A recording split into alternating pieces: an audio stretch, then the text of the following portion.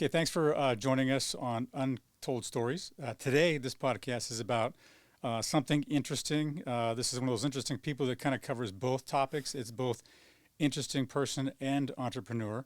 And with me is Rafael Migoyo Yes. from Del Cayman. Yes. Now, tell me how you say it.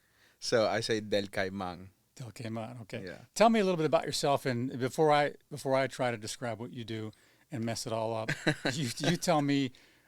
We met. Let's go back a little bit. We met at Yeah. a networking event, Pittsburgh Business Exchange, and we just struck up a conversation. I'm not sure who was talking or how we got introduced, but when you started telling me about what you do, I thought it was fascinating. I thought you'd be a good guest on one of our podcasts because of the uniqueness Hmm. of what you do. I'd never heard of anything like that, and it sounds like a story I wanted to hear. Now, we had a pre-story where a pre-interview. We talked a lot, and that itself could have been a podcast Yeah. because we went on for like an hour, I think. Yeah, I thought it was on going to be that. 15 minutes. And I wish we'd have recorded it. We went over some of the questions I was going to ask you and what you thought of those questions. But just to give us a basic understanding of general where we are, what is it you do? The way you introduced it to me at the business exchange. So I do quite a few different things, but the primary thing that we've discussed is my work with Cuban artists. So in essence, we are an international platform focused on providing artists from Cuba that either still live in Cuba or through their time with us have emigrated outside of Cuba, an international platform to reach a broader audience. And we're focusing as immigrants. It's immigrant run and inspired. As immigrants, we're very focused on authenticity and authenticity from the perspective of the people living there. And so that's a very, very diluted Right. explanation of what we do. So tell me, let's go back a little bit. Tell me, you live in Pittsburgh right Yes. now. Tell me a little bit about your personal history that got you to Pittsburgh. So, like as I mentioned earlier, I'm an immigrant. I moved to the United States when I was 5 years old, thanks to my mother and my father. And ended up living in Florida for 20 years in Tampa. And as I got older, I realized, the kind of life that I want to live, where I wanted to become a doctor, an MD, PhD in geriatrics and gerontology. Shout out to aging medicine. Not a lot of Right. people know about It's that. gonna be popular in Yeah, soon. it already should be a Yeah. long time ago. Yeah. But I wanted to pursue that, and there weren't a lot of opportunities, ironically, in Florida, the oldest state. And so, in terms of population. And so I started researching, came across the program here in Pittsburgh, the University of Pittsburgh, and decided to just strike it out on my own. I came here, and because I don't really come from a lot of wealth kind of background, I'm an immigrant too, and all these things. I said, well, let me live here for a year and gain in-state tuition. So during that year, I worked. I found a lifestyle. I hung out with a lot of people, had a lot of fun. A lot of fun that I never thought existed until I Yeah. moved here. And when it came time to decide on school, the year came up, I realized, you know what? It went from being exciting to go to medical school, the thought of it, to being a hassle where I'm like, I cannot believe I'm going to have to give up this lifestyle and then be out of the job market for potentially almost 3/4 a decade since I wanted to do 2 specializations. And yeah, I just decided that it was better to give up on a 10-year dream than it was to make it a rest of my life nightmare. Interesting. Now, how did you? There was a transition point Yeah. when you were pursuing medical school and then came to Pittsburgh and then started Del Cayman. How Yeah. did that? What clicked there? So funny enough, before I decided I wasn't gonna do, or no, this was immediately after. I was talking to a friend. His name's Carl, and I was telling him about these stories my dad had told me growing up as a kid about him working with famous artists and helping erect like national monuments and help design national parks, and always with the intent of helping the artists better represent themselves and how to communicate better with the city and the state and things like that in order to get their programs to happen. And so these wild stories um, that I grew up with, they stuck with me because they were always in a context. At least they felt to me, they felt like they were being told from a context of nostalgia.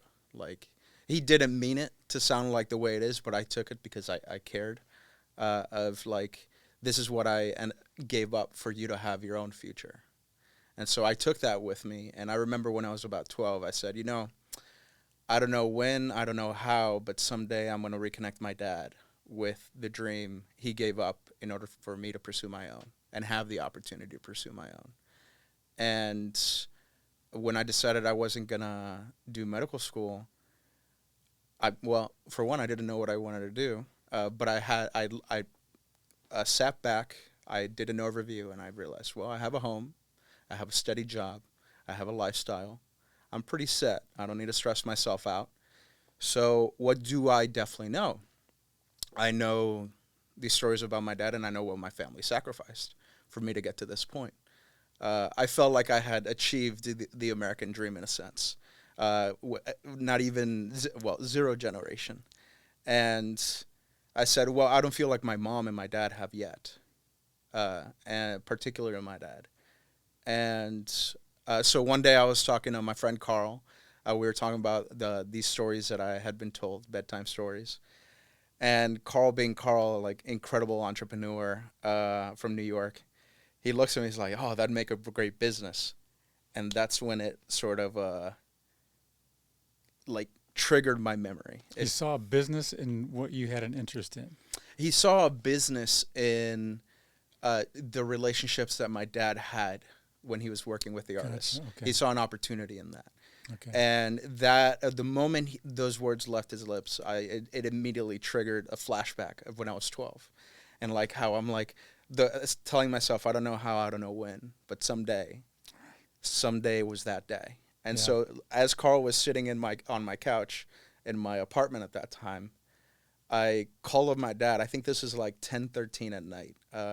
We did a whole bio. This journalist in Mexico wrote a bio about us, and we investigated when exactly it was. And I looked at my call logs for the last 3 years and found it. And it was like 10 at night. I called him and I said, "Hey, Dad, I never told you this, but these stories you told me growing up, they stuck with me. And I've got something I want to do with you. And I gave up with medical school and all this stuff, but I want to reconnect you with what you gave up for me." And that's literally how it started. And Wow. within a month, he was already on a plane flying to Cuba to speak to the first two artists. And that's where the story began. Wow. So let's get into what it is, Del Caimán. Yeah. What is it? There's a mission there. So you represent Cuban artists and showcase the true beauty of Cuban culture. So tell me, you have a website. Tell me Yes. the website, name of the website. So the website's www.delcaiman.com or .org. Okay. How do you spell that?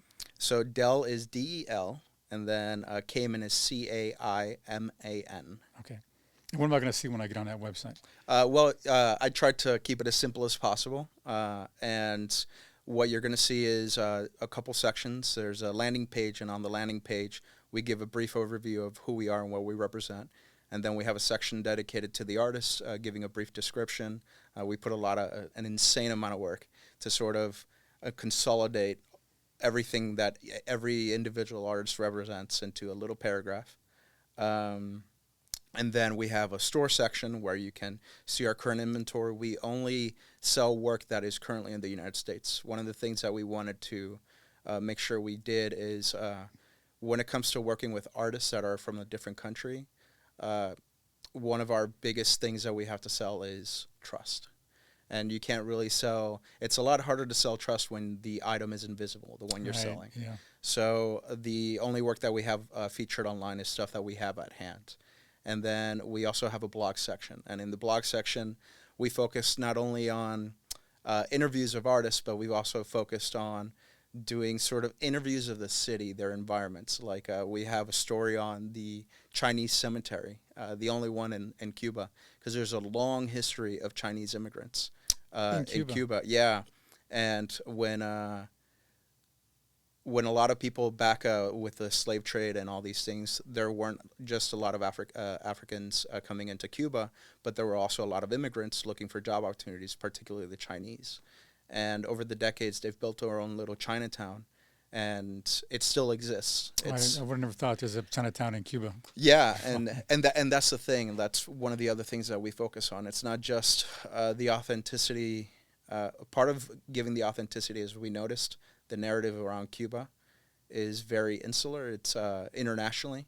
We all think of tobacco. We think of rum. We think of very attractive people dancing on the beach kind of thing. And we wanted to show that even for a tiny country, there's a reason why we've had so much global impact culturally.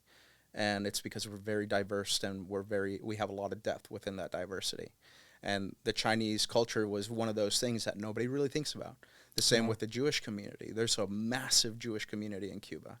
And so we focus in the blog on featuring those stories that then give context to the artworks of the artists. Correct. How do you select an artist to feature or whose work to sell? What criteria do you use?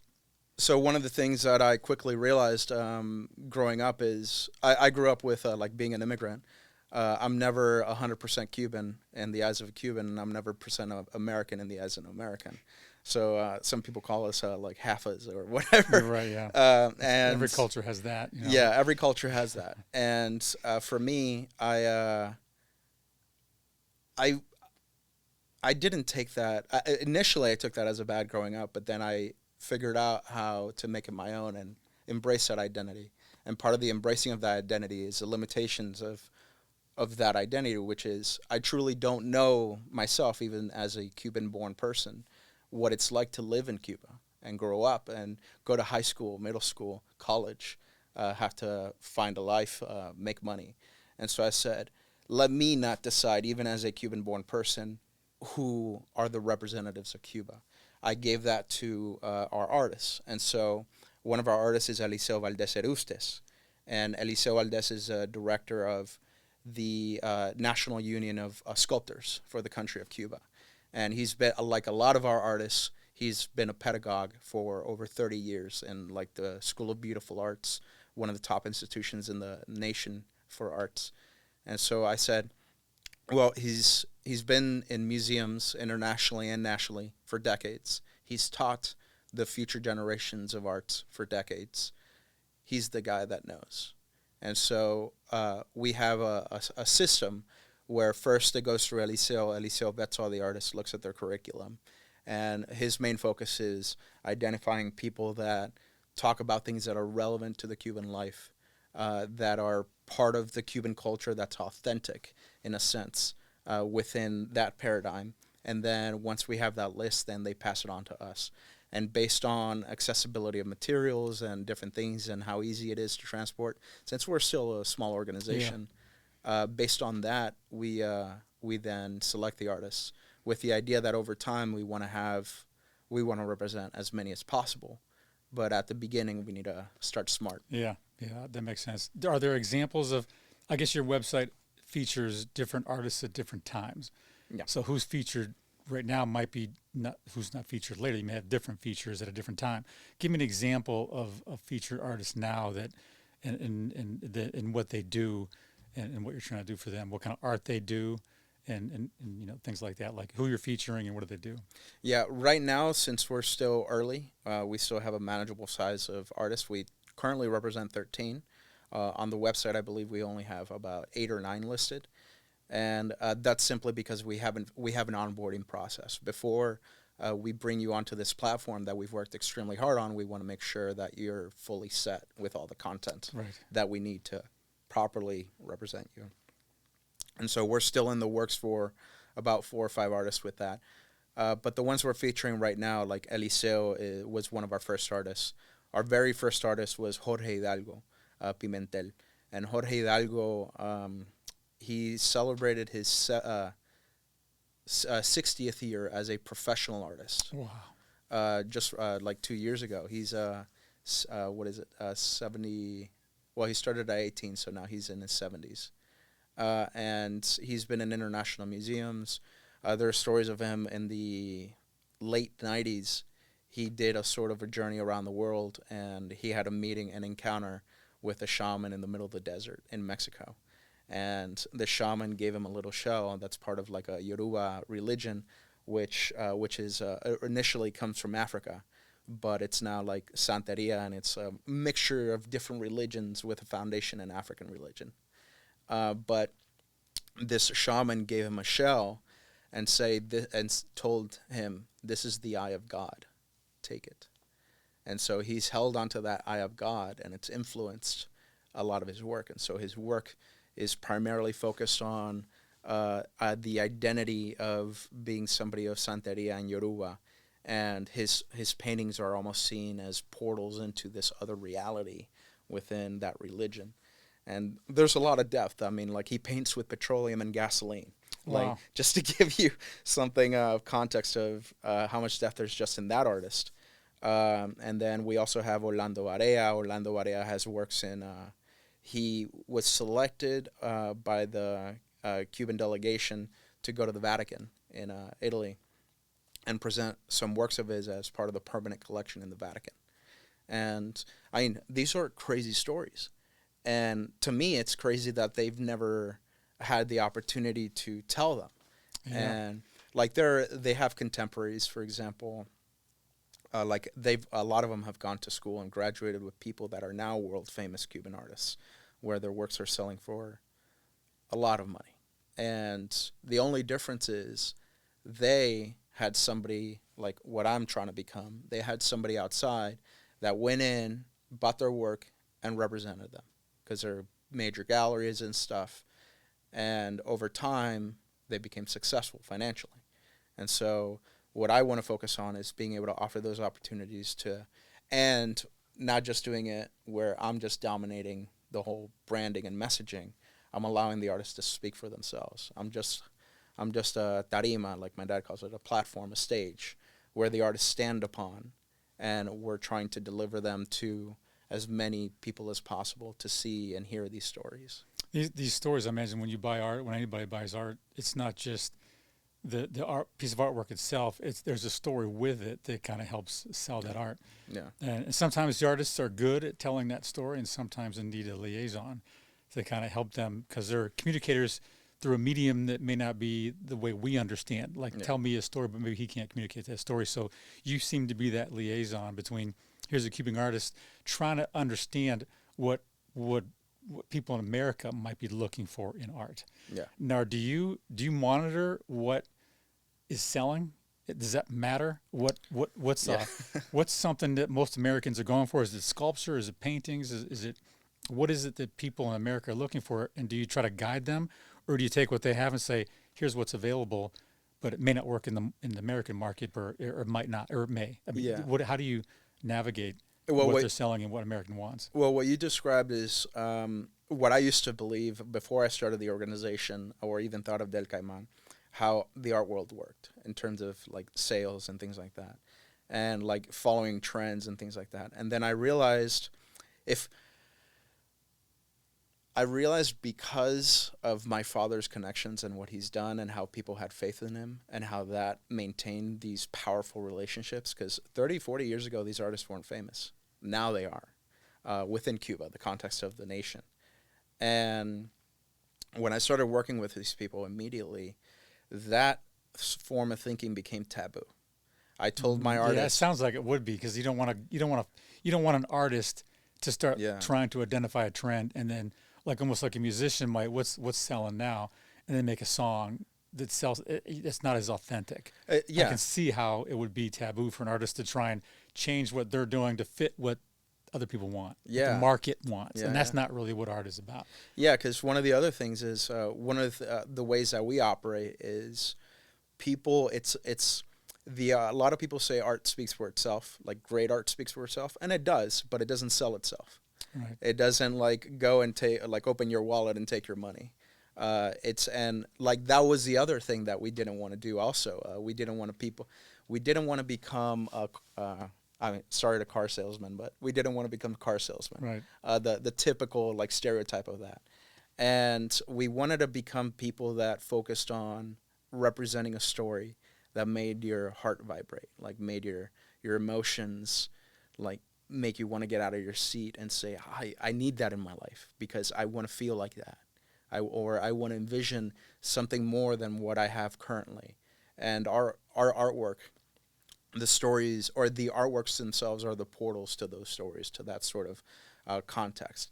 Because, I mean, these artists are trained to represent a nation, represent how it's not a nation, but how things impact their humanity.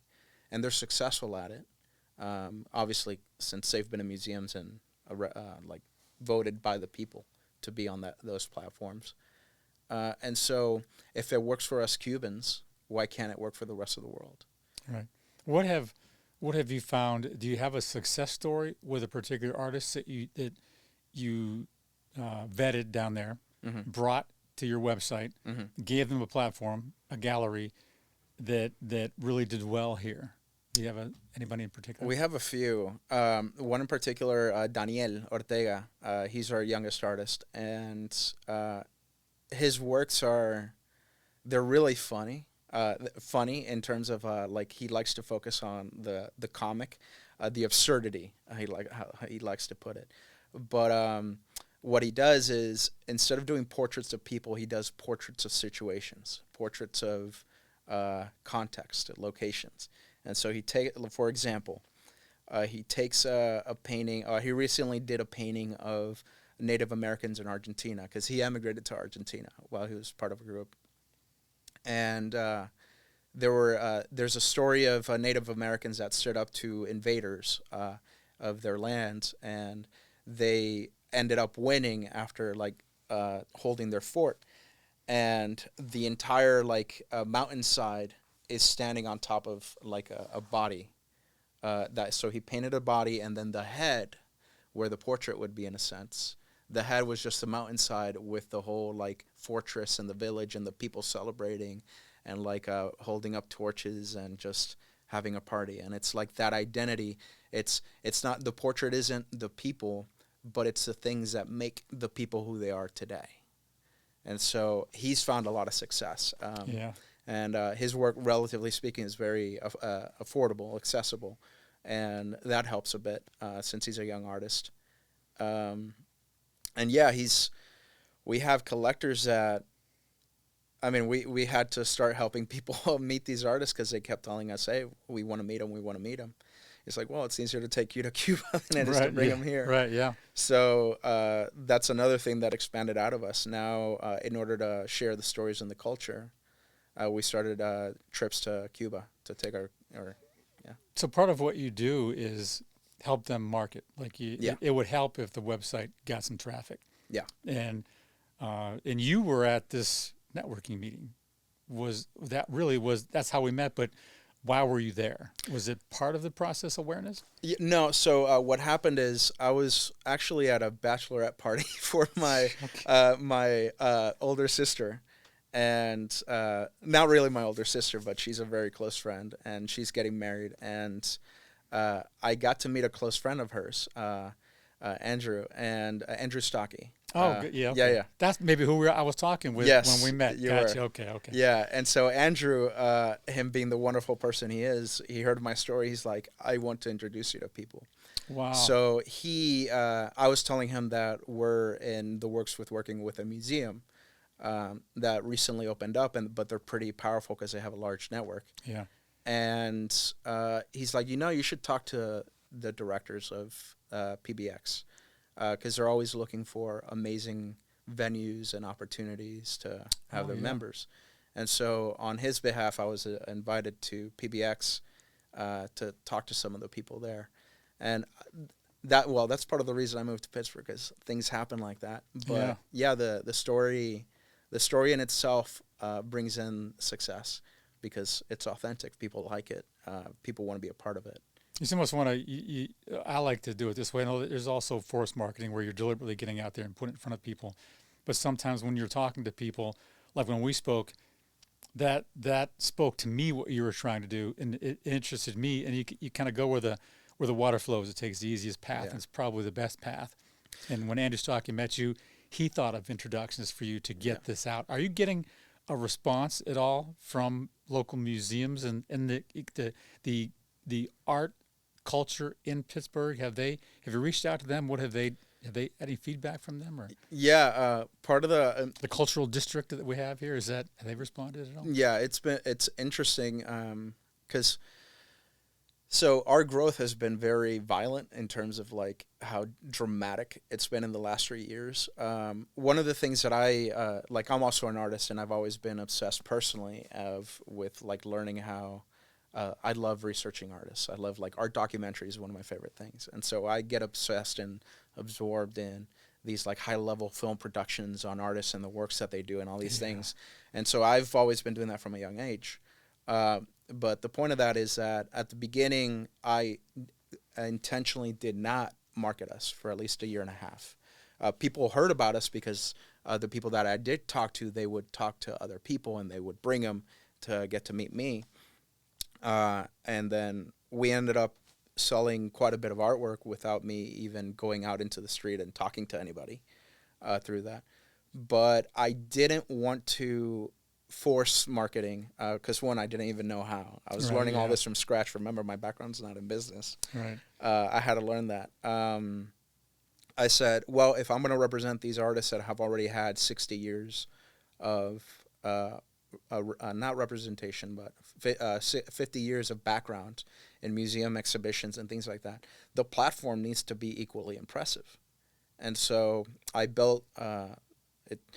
Over a year, I just kept making the website better and better. I built it all by myself because I couldn't afford to hire other people. Right, yeah. So in terms of the beginning, it was forced marketing at the beginning because I just didn't know how to represent. I didn't know what worked. I was learning. And then over time, I started realizing how to properly represent these artists in terms of conversation and talking. And what really sort of was our niche as an organization in terms of achieving sales, which is simply, for me in my I would say in my industry and a lot of industries that work with stuff like ours, the best marketers are your customers. Exactly. It's like when you so one of my priorities as a business owner is not like how much money can I spend on doing like Facebook ads and things like that. Those are nice to see us. But to truly get involved is providing your own clientele with all the information they need in a concise, beautiful presentation where the only thing they need to do is click share because they're already inspired enough to talk about it. Yeah. And then, or the other one is just teach them. It's an educational process. It's teaching your fans how to learn to talk about the things they want to talk about. Yeah. And that's sort of like there's been I just came back from Cuba with 2 collectors that wanted to go, and the moment I landed in the U.S. in Pittsburgh, I was inundated. Like these things that I had been working on for the last year, these big projects, because we've transitioned to broadening our revenue potential, like streams, from just sales to building partnerships and contracts with museums. Building contracts with nonprofits and for-profits of like painting their facades or things like that. And all of a sudden I got back and everything activated at once. Wow. And while you were out, this all happened. While I don't know, it felt like, and this is what I'm about to describe has happened a few times in the last 4 years since I moved here. It's like this energy just started like coming in like a tsunami over the city. And it's like everybody that I had been talking to for the last 3 years about the organization finally woke up to what I was saying. Yeah, it takes a second. It takes a second. Let it absorb, yeah. And I mean, I don't blame them because I was learning how to talk about it. And once I got at least to a certain degree of skill to present it properly, that's when people were like, the light bulb turned on. And everybody wanted to be involved. The museums, the organizations. Actually, 2 days ago, I finally hired my first assistant. Nice. Yeah, and that was scary on itself. Yeah. It's terrifying bringing in somebody to help you take care of this thing that represents the livelihoods of 13 other people.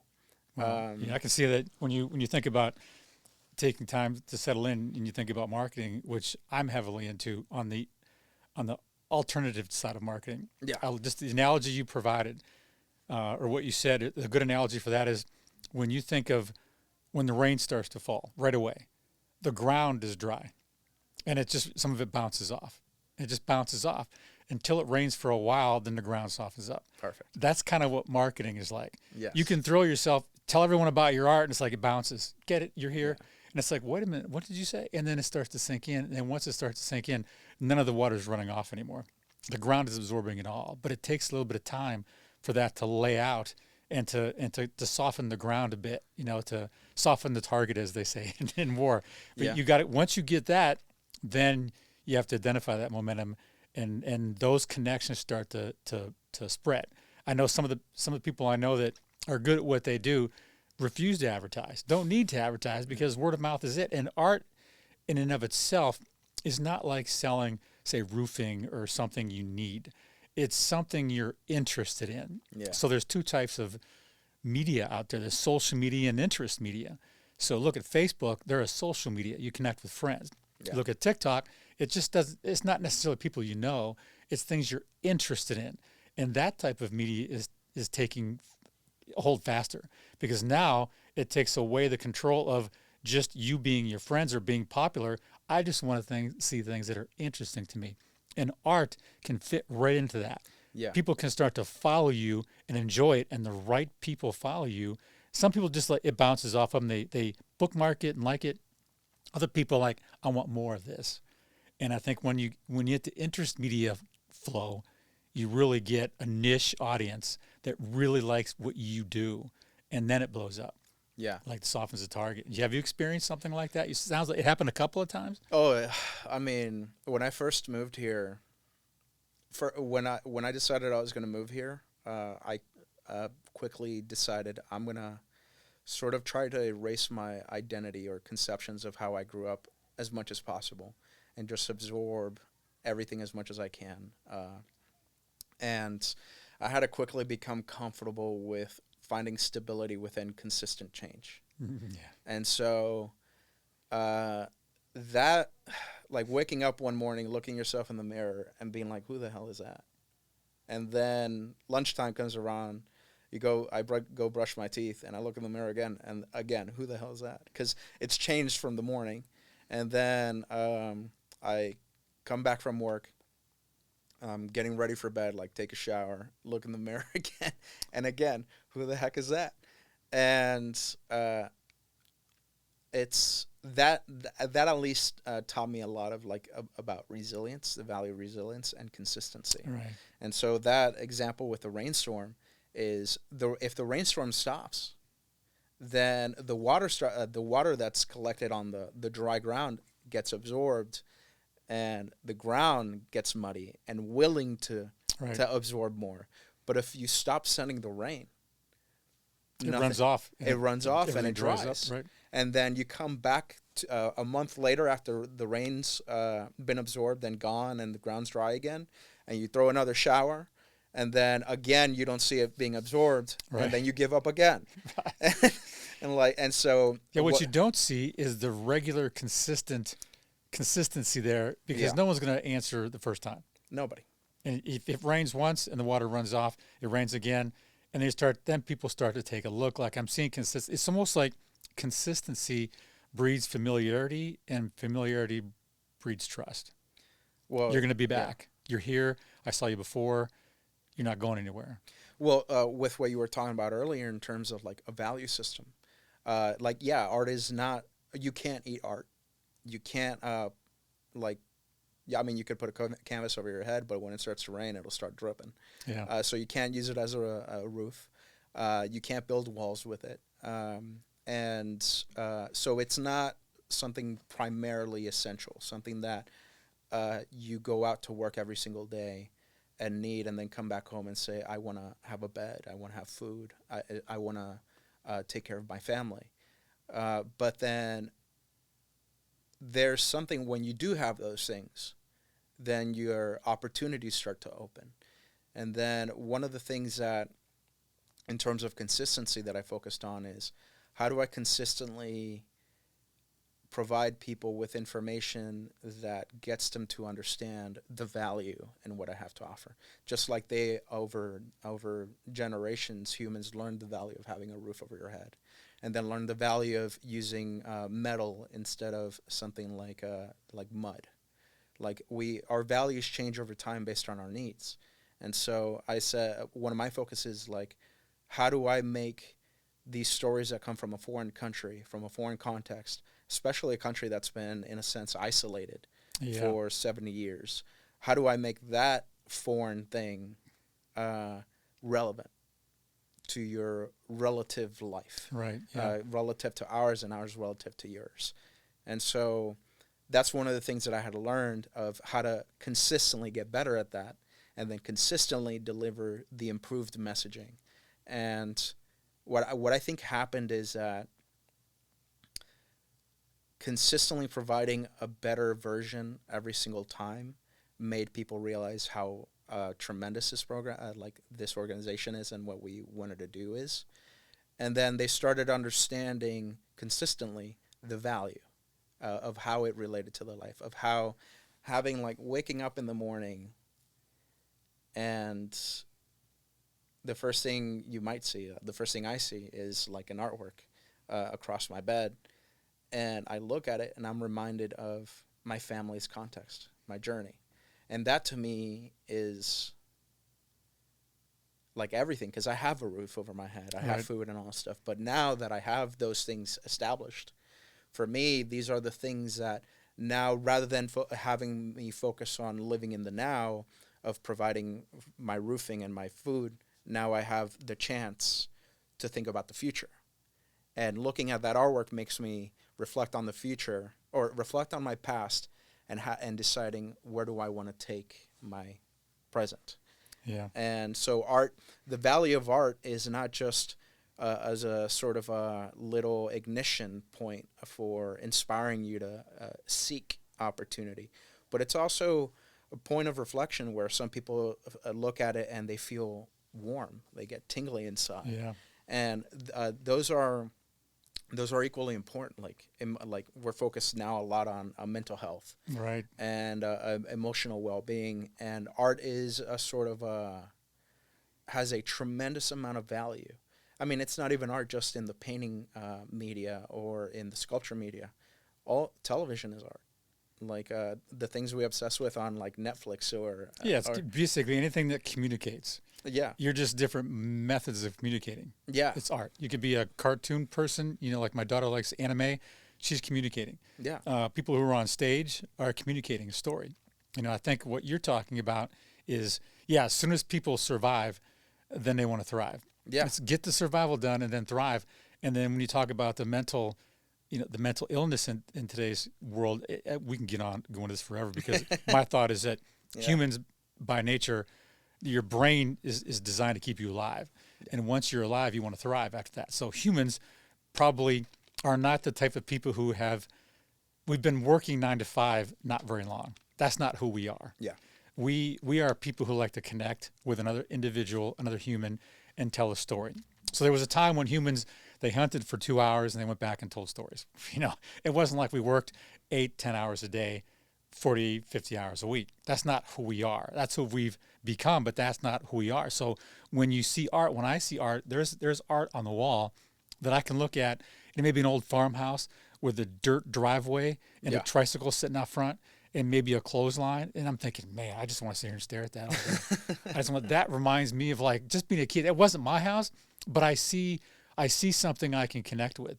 An old house. I see a porch that must have been great at one time. I see a yard. It's not perfect, but it was someone's home.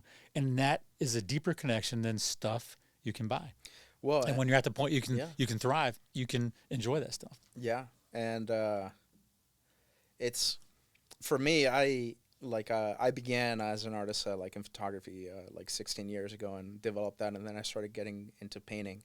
But overall, what I love to do, what I pretentiously like to call myself, is a conceptual artist. But I hate that as well, because there's so much pretentiousness to it. Yeah. Where people get too absorbed with being on their high horse of the concept oh, like, oh, so interesting, so sexy, Yeah. kind of thing. And so I started thinking about what is the concept, like, what is the value of art? What's the concept behind it? And for me, one of the most powerful things that art has to provide is perspective. What happens when you look at that farmhouse image, it causes you to pause. Yeah. It becomes a palate cleanser for your day, and it rewires your brain for that day. It almost takes you back to where you were that morning before you went to work and got all stressed out. And you can back and see that picture again, and you're like, okay. You can stare at the same picture over and over again, Yeah, and it's still a different story. yeah, It's and like you make up stories as you go. That's one thing about photography yeah, as opposed to video. I do both. yeah, So video kind of tells you what to think. Photography lets your imagination tell you when the story starts and ends. You decide yeah, what's in that story when it starts and ends, because you can sit there for an hour, look at one still photograph, and still not be done with the story you're telling yourself. When a video starts at 1 minute or zero and it goes to 2 minutes and you're done with the story and you get something from it. But a painting or a sculpture, you are the navigator. You leave it to your imagination more than someone controlling your imagination, which is the difference between photography and video and painting yeah, and motion graphics or motion art, like that sort of thing. So yeah, yeah, it can be a palate cleanser, a brain cleanser, a reset to where I was that morning. Where was I before this? Before I got wrapped up in my day, I can look at this picture and come back to where I was. yeah. And one of the even before I get a lot of the times before I even get to talking about the artwork that I represent, I have to talk about the value of just art, period. Right? How And do you so get that? That's a tough thing it, to try and communicate value. It's almost like you got to know who's receiving it and what's yeah, valuable to them, and get into that niche. yeah, and even for myself, like trying to be a um, what is it, a pragmatist or Pragmatist? Is that the yeah pragmatism? I can't remember. Being pragmatic about the okay? situation and considering, well, I'm looking at art, and again, we just had talked about the food, the things that we actually need in Right. order to live, to just breathe. I said, well, like, just seriously, why should I care about art? Why should I care? I kept asking myself that, and it took me years, because I kept referencing it to something that it had nothing to do with, which is like finding food and things like that. Those are different phases of humanity. And so when I finally found my answer, I realized art art's value is relative to every individual. And so one of the things that I really don't like about the art world, and I wanted to change and how we handled ourselves as an organization with people that have never been exposed to art, period. Because there are people that have never been to a museum. There are people that have never been to a gallery. Um, and like, how do you tell them, oh, you should care about this stuff? And how you tell them is you listen to what they got to say. You ask them questions about who they are, and you learn about them. And based on who they are, then I adjust my messaging. And I say, well, let's, for example, say, like, I've had a lot of, like, finance bros kind of thing. Like, a lot of finance bros are into art, NFTs and stuff like that, and others don't care at all. They just care about finance and numbers and things like that. And so one of them was talking about, like, the stock market and things like that, because that's what he's into. And he wanted to talk about the art world and the art market and the opportunities and things like that. And I said, well, so he was telling me all these things, and I was thinking in my head, how can I relate this topic that he's interested in, which is finance and the art economy, related to his perspective? And I said, well, think of an artist as a stock, and his artworks are his shares. When you're buying an artwork, you're buying a share, you're buying into the stock of an organization. And so when people go out there and they're like major collectors and art dealers and people like that, and if they don't have like a connect to like my own art, where my art, the art that I represent is part of my identity as a Cuban-born person, and my heritage, when they're going out and trying to find the value of an artwork, um, and whether they have opportunity internationally, they start looking at, instead of looking at the financials of the company, you're looking at the provenance, essentially the history of where that artist has exhibited, where the artworks have lived, who has collected them. And so those things are the things that provide value to your stock, your artist. Right. And so if you then start seeing those things, and based on your different measures, like candlestick measure or whatever you want to do, uh, you then say, all right, well, I like this stock. Let me buy a share. And sometimes that's what the finance bro wants to, that's what inspires them. They're like, oh, I love that analogy. Yeah. I love, like, it opens up their brain. And once you got them on that analogy, even though it has nothing to do with this Cuban artist that's painting with petroleum and gasoline because of lack of materials, they are now receptive because you came to their level. You approached them where they're at. And once they start opening, they start building that familiarity. And once you have that, then you can slowly take them by the hand and guide them to where you want to have them, and where you feel that they can find even more value. Because that's one of the things. It's like, I don't want to sell you anything. I'll help you. I'll give you what I know you want. I don't need to. Right. I don't need to force feed you. You're hungry for the pizza? I make pizza. Come on over. I got it for you. Yeah. And so that's also part of our philosophy. And so I've had a client recently, actually, that bought a piece for $8,000, and he saw another artwork, and he's like, how much is that one? I said, well, that one's $9. And he's like, okay, I'll buy it. And I said, wait, hold on a second. Do you like that one as much as you like the one that you just bought that I know you're in love with? He's like, not really. I love the stories and stuff, but that I just want to buy it. I can afford it. And I told him, no, you're not allowed. I won't allow you to buy that. And I mean, I gave up $9,000, but what I gained is trust.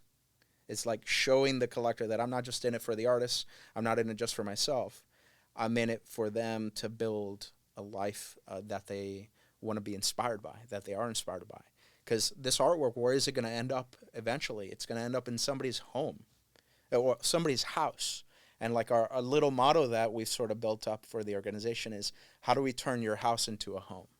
And if we're going to live by that, we got to mean it. And so what did you think that you didn't think that picture, that artwork was going to get valued as much, or just be stored somewhere because it just wanted to own it, or not appreciate it? Why wouldn't you sell that to them? Well, I knew it was going to be the same story as the things that have happened and that I've bought in my own life, where I didn't actually feel their value to a certain degree. What happens is that after maybe a week or a month or a year, I start looking at it with resent rather than inspiration, because the value was sort of not the value didn't have depth when I looked at it.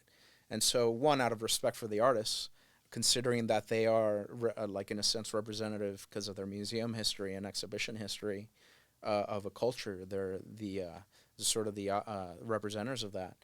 I need to think of of maintaining that value, and then I also need I want to go to bed and be able to sleep. Like I don't want to go to bed and think like, man, I made $9,000, but for my artists and stuff, and the organization, but this guy's gonna wake up one day and not like that thing on his wall, and then he's gonna, every single time that I recommunicate with them, it's gonna start as a little sliver, but then eventually it's gonna become a tree, and it's like a toxic tree. You just saw that, you thought that this person didn't love that artwork, and that's. If you don't love it, it's not worth, because that could have repercussions later on.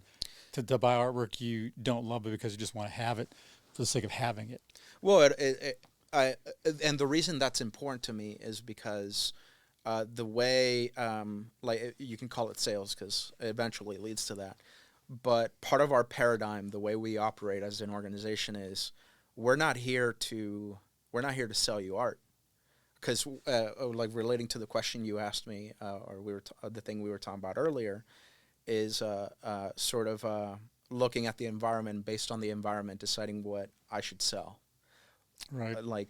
Because we don't do that. because we're focused on representing things that we Yeah. believe in with all our hearts, we have to make sure that the people that are holding on to it are equally inspired, because a prerequisite for us of giving respect to the artist and the art is making sure that the people buy it can equally respect it, how we know it can be respected and So should yeah, be. you're getting out of capitalism in a sense, and for the purity of art itself, that the art means more than money is what you're really saying, and that's not something a lot of people could comprehend. Right now, it's like, hey, you just lost an $8,000 deal, Yeah, yeah, but but the person you're keeping art pure now because it's not just collecting for the sake of collecting it. If you don't feel it and you don't love it, don't buy it just to own it. Well, Because we're not yeah. even like if you were money motivated, you'd have sold that, but you were art motivated, and you saw a lack of appreciation, the appreciation falling off for the second piece. It wasn't the same as the first piece, and you're there not to sell, but to help people connect with art, and you saw a lack of a connection. Well, and the thing, it goes back. I don't sell art. I sell, as cliche as it might sound, I sell experiences. So yeah, maybe the sell. word "sell" is a bad word. It's and that the it's. I mean, it's not a bad word. Help you It's obtain useful. an appreciation, or Yeah. help you obtain or find something you were looking for. But Yeah, yeah. sell is useful as a sort of a title, a Yeah. categorization, but it's not relevant to. It's sort of a paradigm shift. It's like one day your roof can become your floor, if you build a second floor, and so it's the idea of flipping on it's two sides of one coin. Right. Where what happens when you sell? When you sell, if you do it well, you're the person that's going to acquire it. They're going to want to come back to you because they have a lot of value in it. What I prioritize is what I prioritize in my organization in terms of our strategy for sales is how do we get repeat customers. I don't care if if I have 100 people buy one artwork and nobody comes back. Every single day, I need to look for the next 100 people. Every single day. But if I have 10 people, 5 people for that matter, that every year they're buying one artwork because they're in love with it, it's not just that 5 people, it's that 5 people in their entire network. And so going back to that example, they bought that $8,000 piece. I told them no on the $9,000 piece. And immediately from there, what did I gain? He called his friends that are older than him, and they're experienced art collectors. They showed up to my show, and they wanted to buy an $11,000 piece, a much bigger piece. And then now they're all signing up for a trip to Cuba. Interesting. Yeah. And it's like when you stop focusing on, when the priority stops being taking that little piece of paper from your pocket, from the person's pocket, and putting it in yours, the money. And it starts being like, how do I, one, make you aware of a problem? And for us, our problem, the thing we're trying to solve is, it might feel like your house is not a home.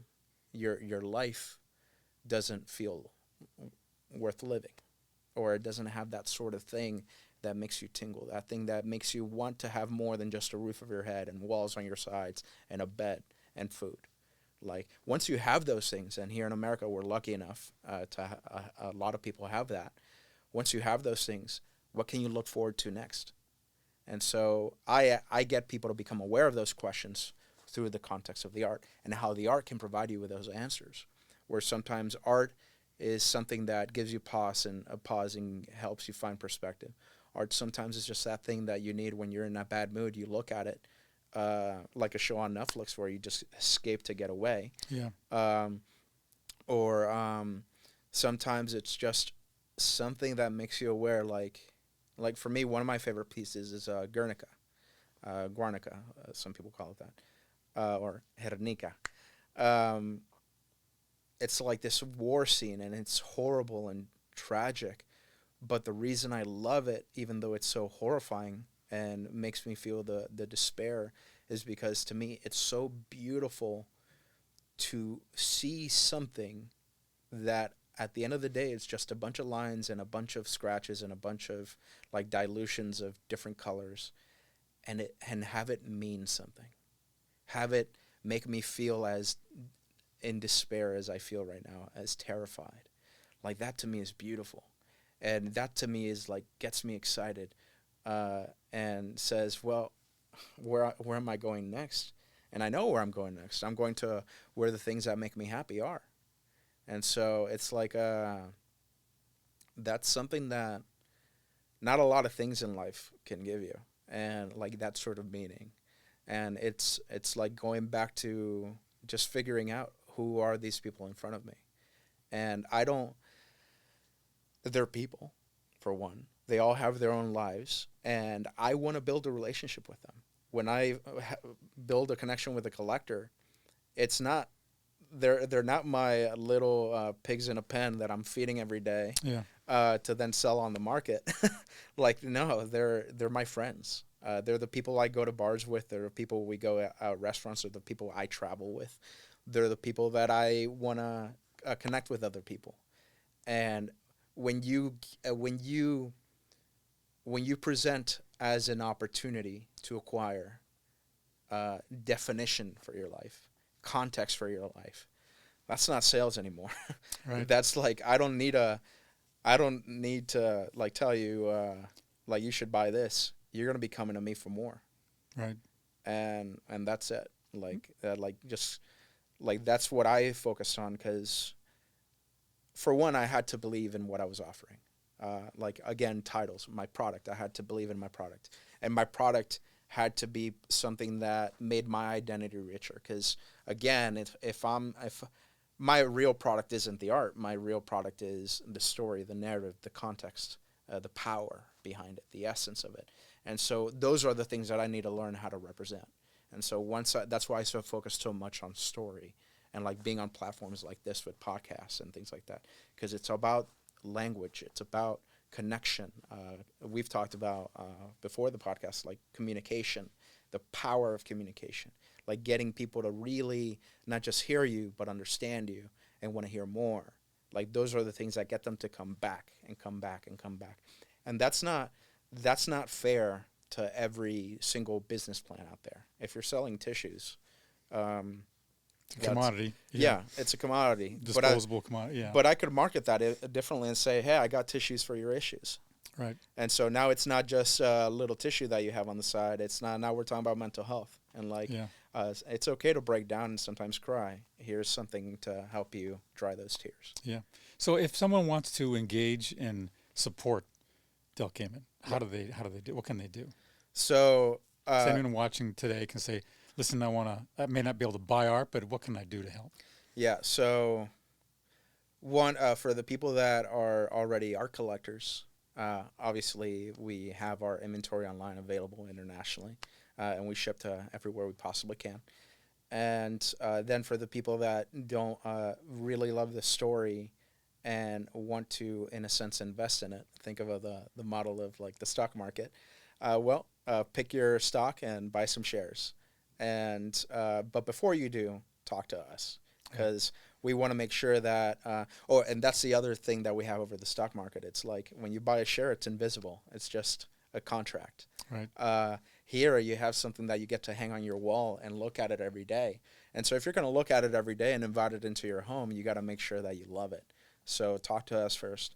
And then for people that want to help us and they can't afford the artwork yet, well, good news is soon, I don't know when, but soon we're going to be opening up limited edition prints for access, which is because we also want to make it accessible Right. to as many people as possible. And but the other thing is just share our story.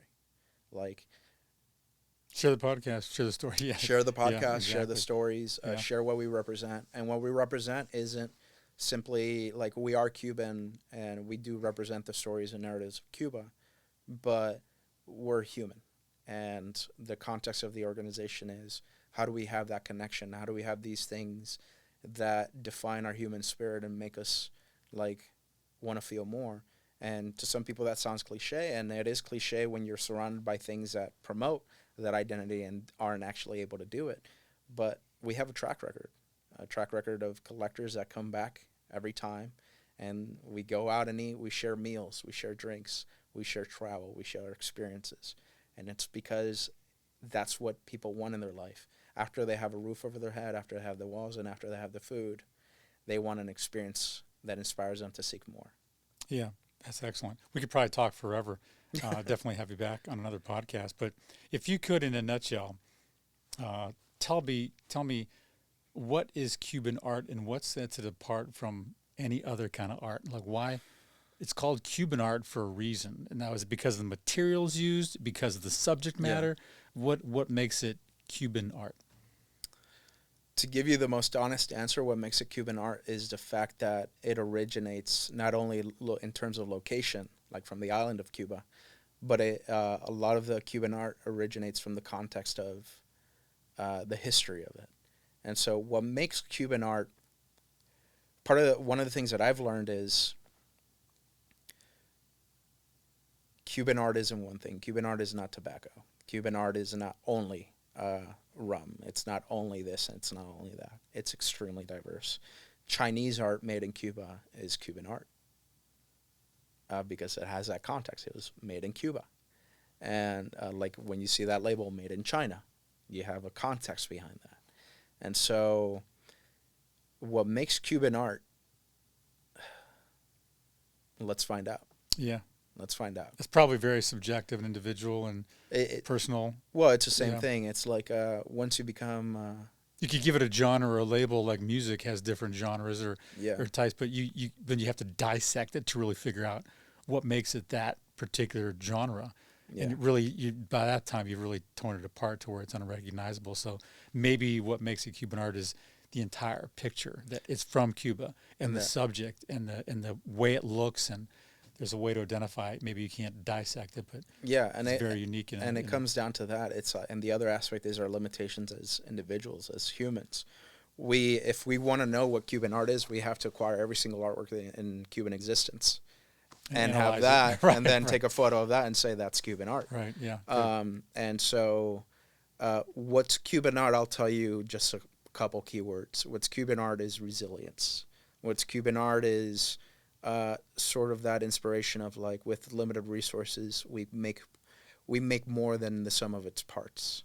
With Cuban art, it's like the dance that makes our blood shake and want to like dance. The music that makes us want to move. Cuban art is the stories of like the slavery and the trading and the racism and the bad parts of it. All of that fuels Cuban art, and all the really good things, the things that you have neighbors that when I was little, I would go to my neighbor and she would make me little sandwiches with ham and cheese, and she would do that for all the neighborhood kids. That's Cuban art. And Cuban art is getting chased by a dog down the street, and that's Cuban art. Yeah. It's like the art in itself. You can't have art devoid of, pretext. Right. And there's a lot of pretexts, like there is in America, like there is in China and Japan and like all over Europe. There's a lot of pretext, and for me, that's why I don't focus on just Cuban art. I focus on the person that is interested in getting it because they have their own stories. Yeah, I guess it's just a matter of what Cuban art is to you, then you can call it Cuban art. You know, is what it means to you as an individual and how it inspires you. If you have to give it a label and a category, you know, it's from Cuba. It has Cuban subjects, and it just it has that you have to give it a number and a name to identify where it is and where to find it and how to get it, and maybe you don't know what it is you like about it, tangible.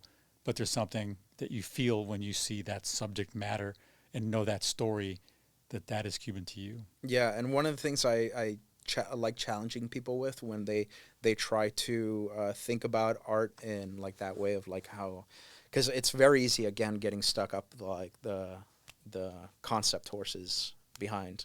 Yeah. It's like when you dive too deep into it.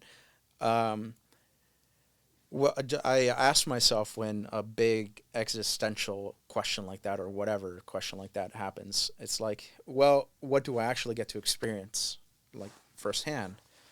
One artwork at a time. So I don't need to ask myself, what is Cuban art as a whole? I just need to ask myself, what is this thing in front of me? And I know it was made by a Cuban artist.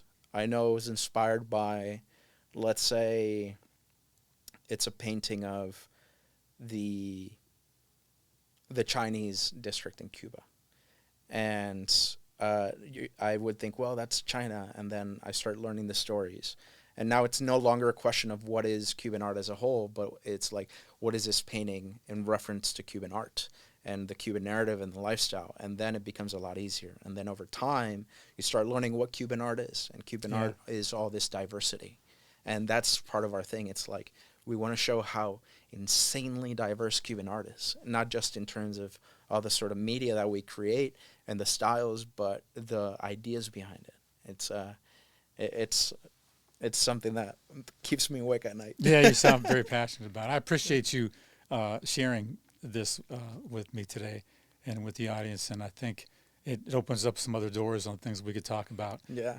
Philosophically and relationships and things like that, and artistically. But I appreciate you taking the time to be here today. Like I said, we could do this and go on longer, but I think we'll leave it at this. And then we'll get some questions. If people want to reach out to you, they can reach out via your email from your website. Yes. And So then they can also submit questions to the podcast if they Yes. want to see you again and have other questions for you. But they can definitely look you up on the website, correct? Yeah. And if you want to email me directly, it's Rafael, Rafael, @delcaimán.com. Gotcha. All right. Appreciate it. Thank you for being here. Thank you so Rafael. much for All having me. Take care.